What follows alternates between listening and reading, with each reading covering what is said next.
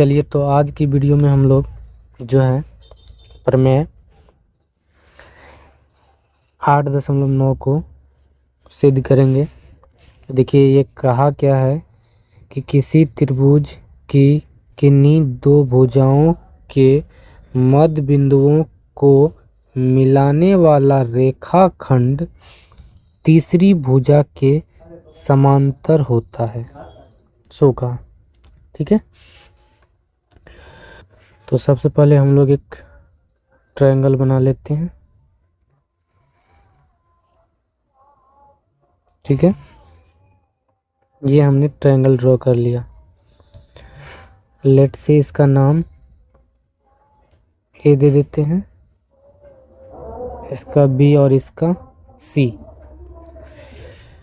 और हम जो है ना इसके मिड पॉइंट को मान लेते हैं जो है पी है, और इसके जो मिड पॉइंट है इसको मान लेते हैं एम है, ठीक है। तो कहा क्या, इनके मध्य बिंदु को मिलाने वाली जो रेखा है ना वो तीसरी भुजा। तो जब ये ए बी और ए सी दो भुजाएं ले लिए तो तीसरी यहाँ पे क्या होगा, तीसरी यहाँ पे बी सी होगा, ठीक है। तो हम यहाँ पे तीसरी भुजा को मिला लेते हैं।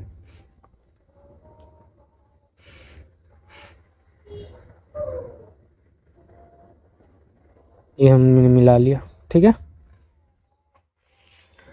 हमें देखिए इसमें क्या कहा, जब ये P मध्य बिंदु है यानी मिड पॉइंट है ए बी का, तो ये साइड इक्वल होगा और ये साइड आपस में इक्वल होगा, ठीक है। तो हमें दिखाना यहाँ पे है ये जो PM रेखाखंड देख रहे हैं ये BC का क्या है, समांतर है, ठीक है। तो चलिए इनका करते हैं हम सॉल्यूशन। तो सबसे पहले हम यहाँ पे लिख कि गिवन में हमें दिया क्या है, एकदम प्रॉपर वे से करेंगे, ठीक है। तो इनको करने से पहले मैं आप लोगों को थोड़ा सा रफली समझा दे रहा हूँ, ठीक है। तो हम क्या करेंगे, बेसिकली हम जो है ना ये ए बी साइड है ना इनके पैरेलल यहाँ पे ना हम यहाँ पे एक लाइन खींचेंगे, ठीक है। इसके पैरेलल हम एक रेखाखंड खींचेंगे या रेखा खींचेंगे, ठीक है, जिनका नाम हम यहाँ पे कुछ भी दे देंगे, ठीक है। यहाँ पे कुछ भी नाम मान लेंगे। और जो है ये जो PM रेखाखंड है इसको हम क्या करेंगे, यहाँ तक बढ़ा लेंगे, ठीक है। अब इस पॉइंट का नाम दे देंगे Q, मान लीजिए, ठीक है। अब हम क्या करेंगे, आप जो यहाँ पे ट्रायंगल देख रहे हैं ये वाला, ये ट्रायंगल जो आप लोग को दिखाई दे रहा है, इस ट्रायंगल को हम जो है ये वाला जो आप ट्रायंगल देख रहे हैं ना, इस ट्रायंगल के क्या कर देंगे, कॉन्ग्रुएंट कर देंगे, ठीक है। और कॉन्ग्रुएंट करने के बाद हम क्या करेंगे, यहाँ पे देखिए ये जो AP साइड है ना यहाँ से लेके यहाँ तक ये इसके बराबर है।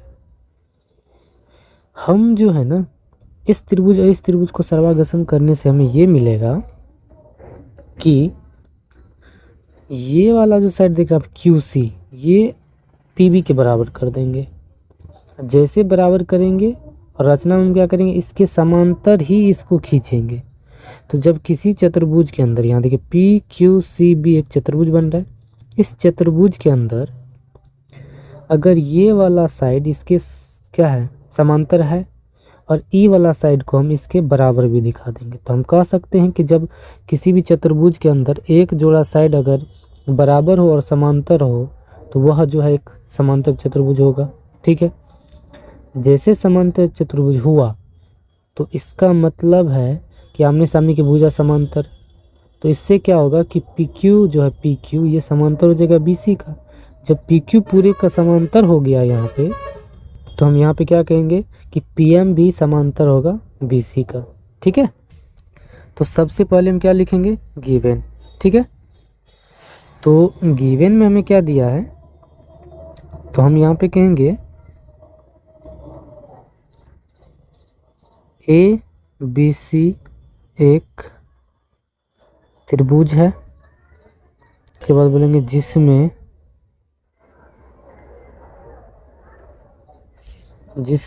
ए बी व ए सी का मध्य बिंदु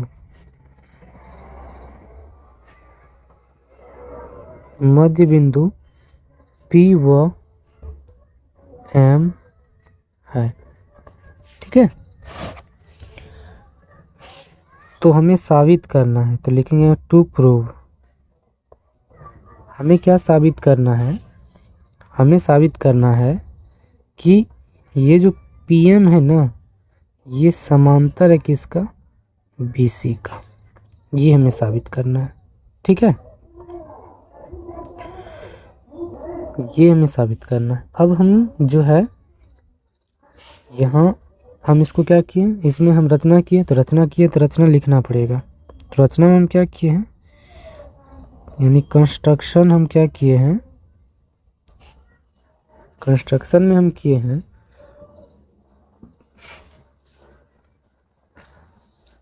कहेंगे कि PB या AB बोलिए या PB बोलिए की बात, PB समांतर QC खींचा तथा PM को बिंदु Q तक बढ़ाया। एक ये, ठीक है। अब करते हैं प्रूफ। तो हम लोग चलेंगे त्रिभुज किसमें, तो त्रिभुज APM व त्रिभुज CQM में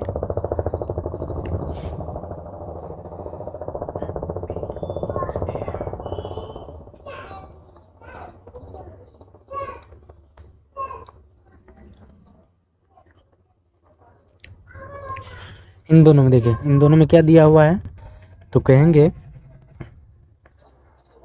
देखिए ये जो कोण 1 है ये कोण 2 के बराबर होगा नहीं, क्योंकि ये जो AB रेखा है ना, रेखाखंड, ये QC रेखा क्या है, समांतर है। तो एकांतर कोण से ये दोनों बराबर होगा, कोण 1 और कोण 2 बराबर होगा।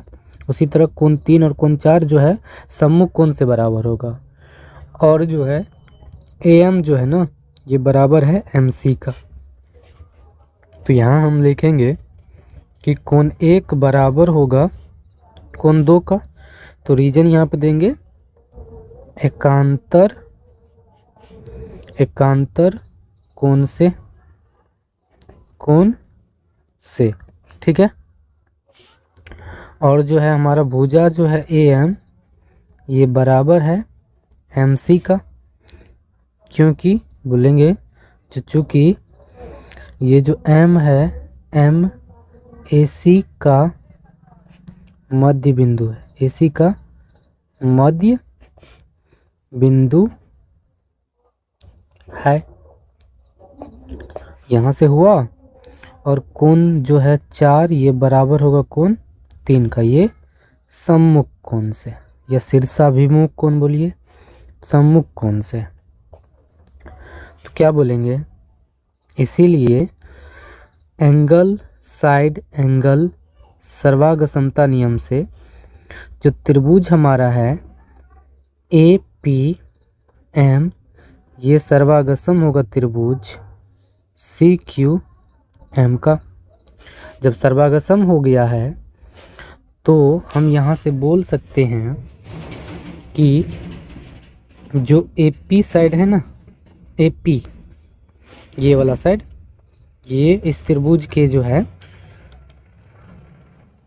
QC साइड के बराबर होगा। कहाँ से, तो CP QC बोलिए या CQ बोलिए, की बात हुआ, CP CT से होगा, ठीक है। यहाँ पे ये क्या है, बराबर है। लेकिन हम क्या जानते हैं, लेकिन हम जानते हैं कि AP जो है ना ये बराबर है PB का। कहाँ से? तो मध्य बिंदु से, मध्य बिंदु से। मध्य बिंदु मतलब AB जो रेखा देख रहे हैं, AB रेखाखंड, इनका मध्य बिंदु है P। ये कह दिया यहाँ पे, देखिए यहाँ पे गिवन हमको दे दिया था। तो देखिए यहाँ पे AP जो है ना, ये AP जो है ना CQ के बराबर है और AP जो है ना PB के बराबर है। तो यहाँ से हम जो है ना बोल सकते हैं कि ये जो CQ है ना, ये PB के बराबर होगा। ठीक है, जब PB के बराबर होगा यहाँ पे, तो इससे हम जो है ये बोल सकते हैं, देखिए, तो हम इस चतुर्भुज में चलते हैं। चतुर्भुज जो है क्या नाम है, यहाँ पे PQ, यहाँ पे देखिए PQCB में, PQCB में जो PB है ना ये बराबर भी है CQ का, तथा PB जो है ना ये समांतर भी है QC का। तो इसीलिए बोल सकते हैं चतुर्भुज PQCB एक समांतर चतुर्भुज है। ठीक है, जब समांतर चतुर्भुज है तो यहाँ से हम क्या बोल सकते हैं, जब समांतर चतुर्भुज है तो यहाँ से हम ये बोल सकते हैं तो PQ जो है ना ये समांतर होगा किसका, BC का, क्योंकि ये PQ और BC एक आमने सामने का साइड है। तो PQ समांतर BC है, तो इसीलिए हम ये भी बोल सकते हैं कि PM जो है ना ये भी समांतर होगा BC का। क्यों होगा, जब पूरी रेखा खंड ये जो है PQ BC के समांतर, तो PQ का जो हाफ है या कोई भी टुकड़ा होगा ये भी तो उसके समांतर होगा। यानी कि कोई बड़ी लाइन का यानी ये पूरा लाइन अगर BC के समांतर, तो इसका हर एक पार्ट, इसका जितना टुकड़ा किया जाए सभी टुकड़ा क्या होगा, BC के समांतर होगा। तो ये इसलिए हम कह सकते हैं कि PM जो है ये BC के समांतर होगा, और यही हमें क्या करना था, लाना था। ठीक है, तो ये हो गया प्रूव्ड। ठीक है, अब देखिए यहाँ पे एक कंसेप्ट और समझने वाली बात है कि अगर किसी त्रिभुज के अंदर दो भुजाओं के मध्य बिंदु को मिलाने वाली जो रेखा होगा ना, ये तीसरी भुजा के समांतर तो होगी, ये जो अभी प्रूव्ड कर दी है, लेकिन ये तीसरी भुजा के आधी भी होती है। मतलब यहाँ से हम ये कह सकते हैं कि ये जो PM है ना ये हाफ होगा किसका, BC का। ठीक है, क्यों, क्योंकि ये समांतर चतुर्भुज है, ये और ये साइड यानी PQ साइड BC के PQ साइड जो है BC के समांतर और बराबर होगा। तो यहाँ से हम PQ बराबर लिख सकते हैं BC, और PQ को दो बराबर भाग में बांट सकते हैं, PM प्लस में MQ लिख सकते हैं, ये बराबर होगा BC का। अब देखिए MQ और PM यहाँ से, ये दोनों त्रिभुज को जो सर्वाग्र सम की थी, यहाँ से देखिए PM और QM बराबर है, तो हम PM को चेंज करके क्या बोल सकते हैं, PM रहेगा ही, इसको MQ को बोल सकते हैं PM, और बराबर में क्या है BC। तो यहाँ से हम निकाल देंगे कि ये हो जाएगा 2PM बराबर BC। 2 को उधर भेजेंगे तो PM जो है ना ये आधा हो जाएगा किसका, BC का। तो जब कभी भी किसी त्रिभुज में दो भुजाओं के मध्य बिंदु को मिलाने वाली रेखाखंड तीसरी भुजा के समांतर हो तो वो तीसरी भुजा के आधी भी होती है। ठीक है, तो देखिए हम एक बार जो है इसको रिवीजन कर लेते हैं क्या क्या किए हैं। तो सबसे पहले देखिए हमें क्या दिया था, कि एक त्रिभुज है और ए बी भुजा और AC भुजा का मध्य बिंदु यहाँ पे P और M है। तो हमें दिखाना जो PM जो है ये BC के क्या है, समांतर है। तो उसके लिए हम क्या किए, सबसे पहले हम रचना किए। रचना क्यों किए, क्योंकि हम समझ गए कि P और यहाँ पे रचना इसलिए क्यों, क्योंकि यहाँ पे हमें एक समांतर चतुर्भुज हमको लाना था। ठीक है, समांतर चतुर्भुज लाना है। कोई भी दो गो साइड को अगर बराबर और समांतर दिखा दे तो वह एक समांतर चतुर्भुज होगा। तो वहाँ से आमने सामने की भुजा समांतर हो जाएगी। तो पूरा अगर समांतर है तो ये छोटा सा टुकड़ा यानी PM जो है ये भी BC के समांतर होगा। ठीक है, उसके लिए हम क्या किए, PB बोलिए या AB बोलिए, इसके समांतर हम QC जो है एक रेखा खंड खींचे या रेखा खींचे और क्या कि M को Q से मिला दिए।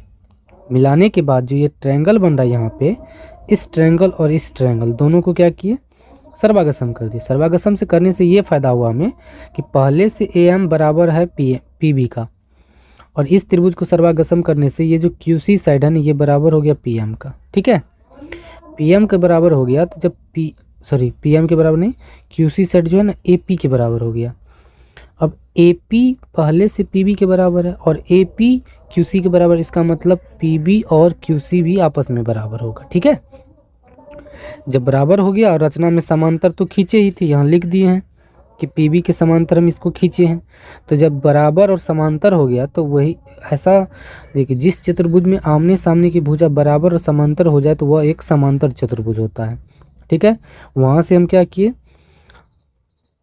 इस साइड को ना हम इसके क्या कर दिए, इस साइड को हम इस साइड के क्या कर दिए, समांतर दिखा दिए। अगर PQ पूरे अगर समांतर है BC का तो PCM भी समांतर होगा BC का। ठीक है, तो आई होप आप लोग समझ गए होंगे। तो चलिए हम लोग बढ़ते हैं नेक्स्ट थ्योरम पर। देखिए प्रमेय जो है 8.10, ये क्या कह रहा है कि किसी त्रिभुज की एक भुजा के मध्य बिंदु से दूसरी भुजा के समांतर खींची गई रेखा तीसरी भुजा को समद्विभाजित करती है। तो सबसे पहले हम यहाँ पे क्या करेंगे, त्रिभुज बना लेते हैं। ठीक है, एक त्रिभुज बना लेते हैं, फिर हम लोग समझेंगे उसमें। ठीक है, ये त्रिभुज बना लिए, इनका नाम हम दे देते हैं, ये है P, ये है Q और ये है R। कहता है एक भुज, किसी त्रिभुज में एक भुजा के मध्य बिंदु, तो मान लेते हैं इसका मध्य बिंदु जो है ये एक मिनट, मान लेते हैं इसका मध्य बिंदु जो है ये A है और A से हम एक रेखा खींच रहे हैं। ठीक है, रेखा खींच रहे हैं, ये हम एक रेखा खींच दी। ठीक है, तो हमें क्या कह रहा है कि ये रेखा जो है ना ये QR के समांतर है। ठीक है, तो आप हमें दिखाइए ये कि ये PR जो रेखाखंड है इसको भी दो बराबर भागों में बांटती है, यानी PR का मध्य बिंदु से होकर जा रही है, ये दिखाना हमें।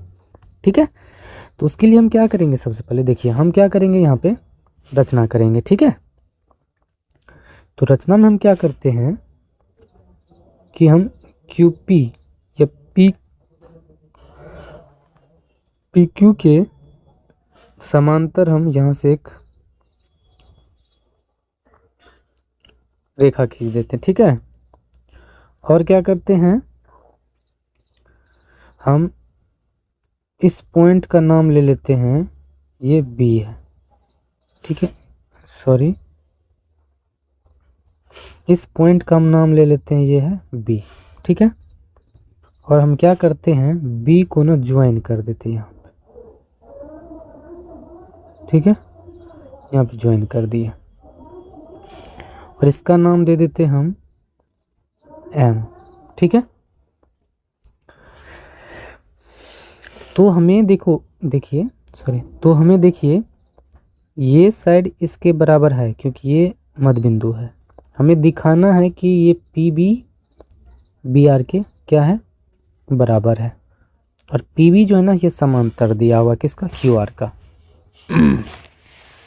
तो सबसे पहले हम लोग करेंगे सॉल्यूशन, ठीक है।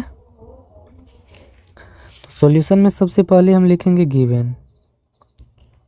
तो गिवन में हमें क्या दिया है, हमें कहा कि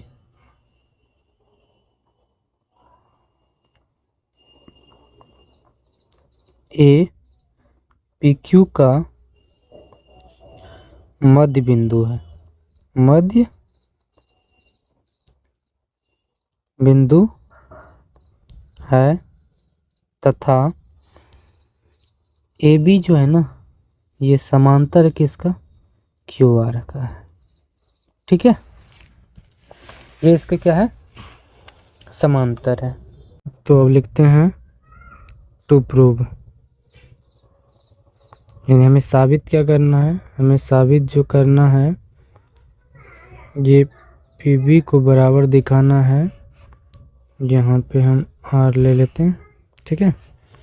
तो पी बी को हमें दिखाना है बराबर आर बी का, ठीक है। तो इसके लिए हम कंस्ट्रक्शन किए हैं, तो यहाँ पे कंस्ट्रक्शन में हमें लिखना पड़ेगा। तो हम क्या किए, यहाँ ए क्यू के समांतर जो है ना आर एम खींचा